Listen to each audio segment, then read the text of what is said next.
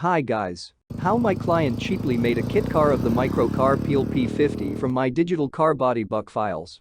I used a 3D scan model of the P50 Microcar.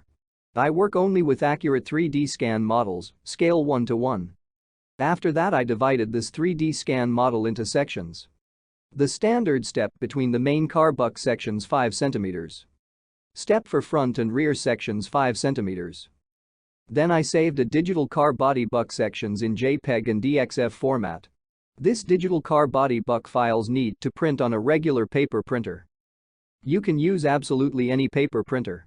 Or need to cut on a CNC or laser machine to obtain wooden car body buck sections. From this wooden sections need to assemble a car buck. My client assembled the sections one after another to get a car buck. It's like Lego, but for men. Everyone can do it easily.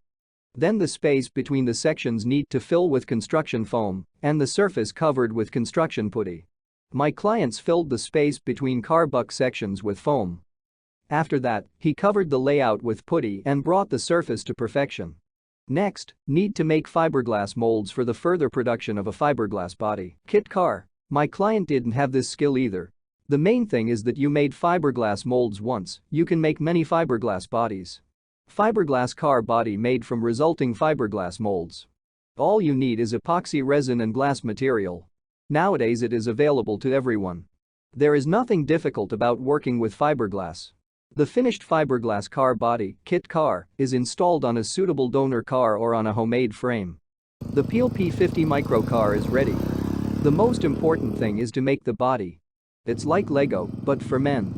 Many of my clients make this without any experience.